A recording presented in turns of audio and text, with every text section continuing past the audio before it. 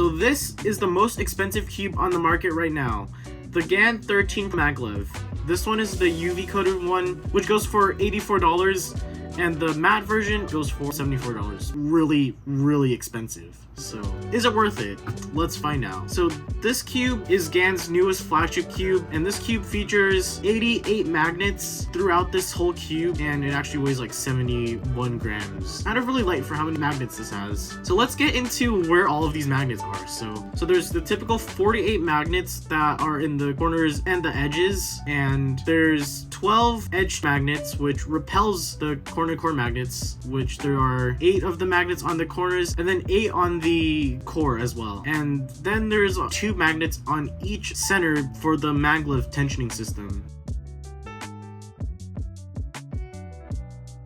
And let's get into the turning feel of it. Let's go back to a few days ago where I did some first turns on this cube. Here we go with the auto aligning. Wow, I actually kind of like how this feels right now. It's kind of a bit loose right now. I thought it was going to be uncontrollably fast out of the box, but honestly, it's kind of okay. So out of the box, it was really fast, and it wasn't really uncontrollably fast. Like, at least to me, I did hear a bunch of people say that the cube felt really uncontrollably fast, and I don't know, I'm not really feeling it. And I think what I noticed immediately while turning it slowly, it auto aligns itself. So the auto aligning system started with the GAN 12 with the extremely long magnet for whatever reason. And this one changes it a bit by just moving the magnet closer and getting rid of the extra length of the magnet and just encasing it in more plastic, which is probably better because I guess it gets rid of the weight a bit. And then it adds the edge magnet, which repels the corner-to-core magnet to just add up to the auto aligning system, just like that. So the feel of the cube is really crispy, crunchy, and it is kind of really loud in comparison to like GAN X, which is a soft feeling cube that is really quiet. And I feel like GAN cubes have been getting really louder as time goes on, especially from like what I hear with the 11 and the GAN 12. Like, it's not really like the soft feeling cubes that GAN had usually did before, like with the GAN A or the GAN X, I think the XS as well. Like after that, like the GAN cubes have been getting more louder. And the outer feel of specifically this UV coated one, it kind of just feels like a glossy plastic cube to me. I think it has a bit more friction when you like rub your finger towards it than a normal glossy plastic cube. I honestly have no idea how this is gonna feel in competition, when especially with like actual like glossy plastic cubes where the feel changes. So I'm gonna need to test it out. So it's actually kind of hard to test corner cutting, but it can do 45 pretty easily. I think reverse corner cutting should be good because it's hard to particularly test reverse corner cutting, but I feel like here it just stops. So like most cubes can't really do that. Like even the Tornado V3, like if I just do this here, yeah, most cubes won't be able to do that. I think for the smaller ones, it should be okay. And now let's get into the customization system. So if you take out the center cap, there's this blue system that kind of looks like the sun, at least like some interpretations of the sun, like the way people draw it. It comes with this tool that suspiciously looks like an iPhone SIM card ejector tool, which for the access distance, you stick the tool between the specially shaped gap and turn it clockwise. For the maglev distance, you also use the same tool but feed it into the gap on the gear shaped thingy and also turn it clockwise.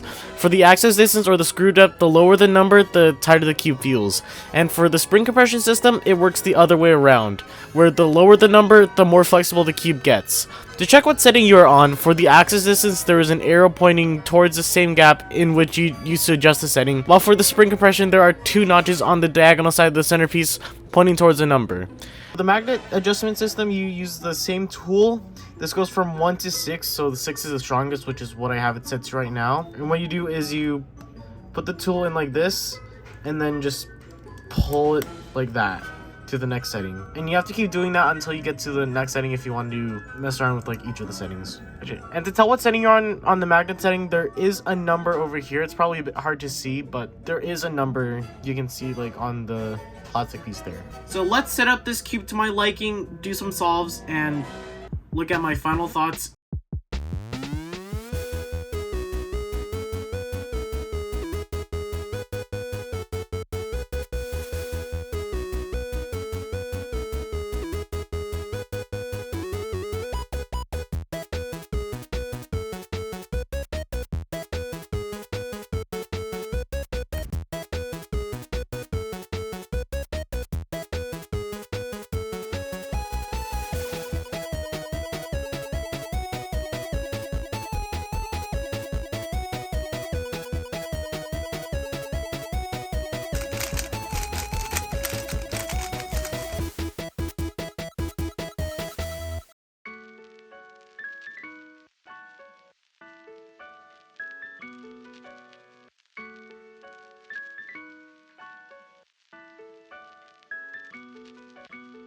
So what are my thoughts on this cube? Honestly, I kind of like it.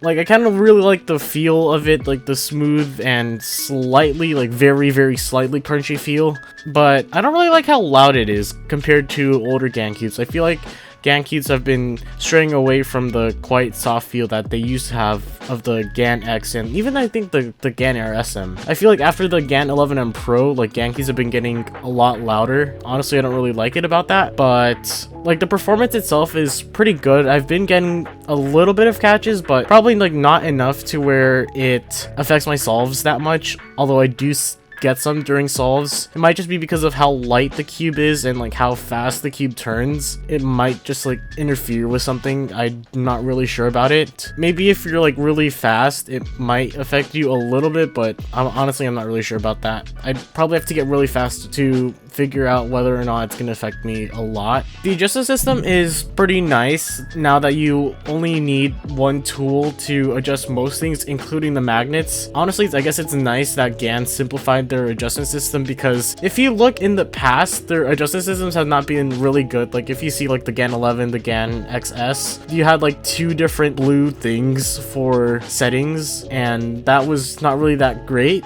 And now that they simplified it with the GAN 12 and like the newer cubes, that's been honestly pretty nice that they did that. And the UV coating honestly just feels like glossy plastic to me. I haven't tried it in a competition yet, and maybe it might feel the same when I go to competition. I'm not sure. I'd probably need to try it out in competition to know whether or not I'd like the UV coated plastic, but honestly it kind of looks like really nice on the outside, but I don't really feel like it makes a difference that well right now, so I'd have to try it out. I don't have the matte version, so I can't really tell, but I mean, matte finishes do go away the more you use it, so it would probably turn like really glossy like at the end. But yeah, the auto lining system has been really hit or miss for me. I feel like I can really only notice it when you're turning really slowly, or like you just like do a flick or something, but in actual solves I don't really notice it whatsoever. It seems cool on paper, but in practice it's not really that useful. I'm not sure how that would affect stability right now, but knowing how corner core magnets are supposed to make the cube more stable, I would probably bet that it would be a lot more stable and looser tensions would be much more easier to achieve while not being really unstable, so I honestly would trust that. Would I recommend this cube?